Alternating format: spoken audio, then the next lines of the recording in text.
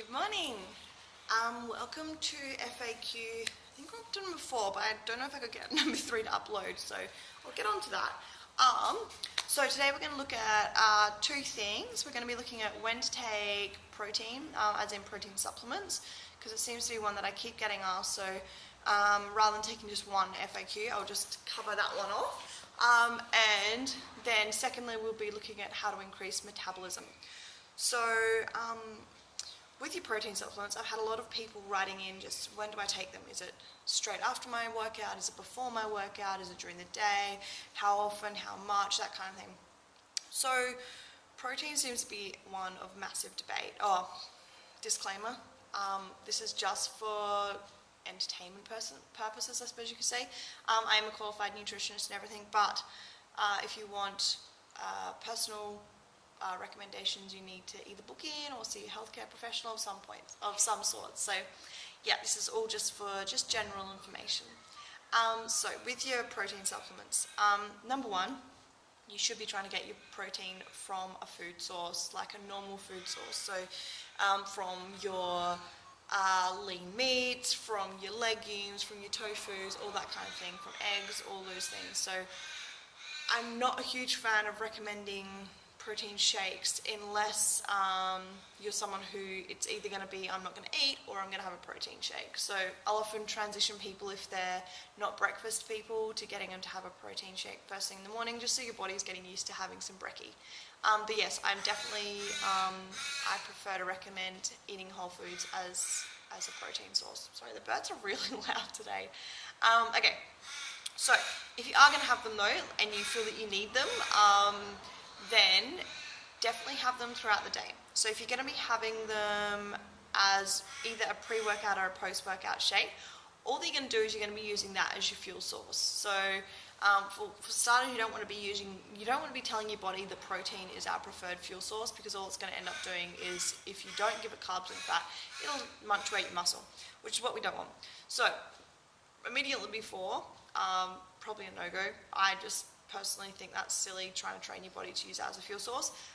Secondly, immediately after, all you're going to be doing is using your protein shake as a replenishment for your glycogen stores.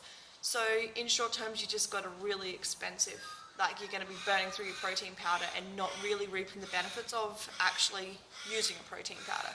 So I would recommend spreading it out throughout the day. So if you are going to use them, wait at least 45 minutes. I know it sounds totally counterintuitive, but you want your protein to kind of trickle in throughout the day, rather than using it as a fuel source. So I feel like I'm just on repeat now, but yeah, so carb source straight after your workout for sure, get that in, replenish your glycogen stores. Once you've got that in, then you can chuck your protein in. Hopefully that answers everyone's questions. So yeah, not immediately before or immediately after, but once you've had a little gap, then chuck it in. Bodybuilders, you're a whole different ball game, listen to your coach. But for just your general average gym rats, then yeah, that's what you want to be doing. Alright. Now, second question, increasing metabolism. So this one is one that I'm purely going to go based on what I've learned through metabolic precision courses, through university, that kind of thing.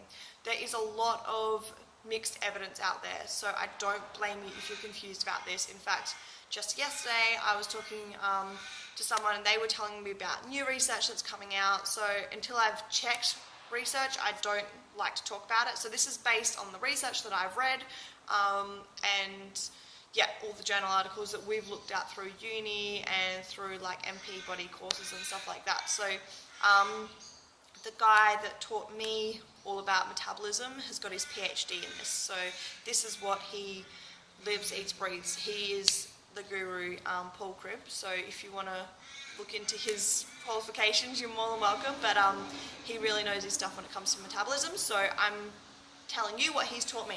So muscle is a huge factor in metabolism. That's going to play a huge part in how quickly your body... let's go through what metabolism kind of is. So in very, very basic terms, your metabolism is like kind of how quickly you're going to break down things and how efficiently you burn through your calories that you're consuming. I mean, that's really layman's terms, but for general fitness, that is all we really need to know. So yeah, if you have a sluggish metabolism, it probably means you're going to put on weight a little bit easier because you're not going to burn through your food as quickly. So when you hear people go, oh well, she's got a fast metabolism, or she's got a fast metabolism, that's why she can eat anything, and it's just, and how quickly we process things. So yeah, quite often men have a slightly higher metabolism than women, so they can just burn through things. They're a little bit leaner. That's just a very big stereotype, but that's generally how it goes. So increasing your metabolism, so increasing the rate at which you burn food, or which you process food, is going to depend on a couple of things. So if you want to increase it, what we want to do is build our muscle. So that means getting in probably 2 to 3 minimum strength training sessions a week. You don't want to be overdoing it, but definitely getting them in there, and just really focusing on really building those base numbers, the base numbers of muscle. So a lot of women tend to freak out and think, oh, I'm going to get bulky. The girls that you do see that are bulky, like your bodybuilders and stuff, they work their butts off for that. That is not just I went to the gym 2 or 3 times a week, or even 5 times a week. Like, they're working really hard, working with coaches. Their nutrition's down to like the gram. Like, everything is completely custom to them.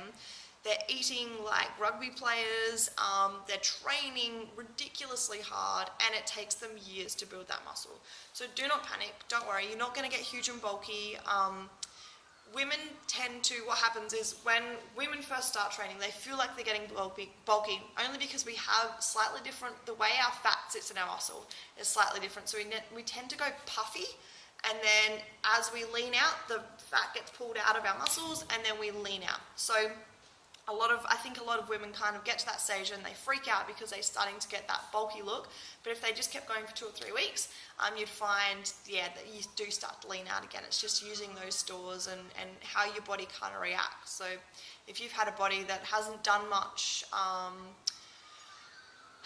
exercise in the past, and all of a sudden you're throwing it in there, it kind of goes, oh, should I store things, shouldn't I store things? And then once it knows you're safe, that's when it will start releasing things. So for every person that's going to be different, just as, we'll look at metabolic, actually, I should do a little thing about metabolic damage. I might do that next week. Anyways, getting back to it, increasing metabolism. So first thing, these are my 2 major tips. So first thing is, get your muscle up. So start doing your strength building exercises. So you think like squats, lunges, bench press, chin ups, all those kind of things. They're big compound exercises that are they're going to get your heart rate up, even though you're doing strength stuff. So I think there's this myth that like cardio is the only way to get your heart rate up. Anyways, like running on a treadmill. But strength is amazing for cardio. So get your heart rate up. It's going to burn fat, but it's also going to increase your lean muscle and increase metabolism. The second one is increasing meal frequency. So I have a lot of clients actually currently coming through who their calories aren't too bad, normally a bit on the low side, so I like to crank them up a bit.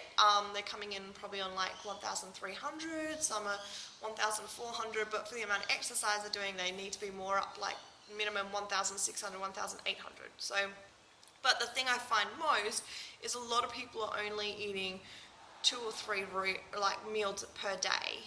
They're cramming all their calories in because they know that they have to eat their calories, but they're not actually taking the time to eat smaller meals. So that would be my big thing. You want lots of meals, so somewhere between 5 and 7 meals, the more the better, but you want them nice, small little meals. So your same amount of calories, but you're breaking those calories down over, your 5 to 7 meals.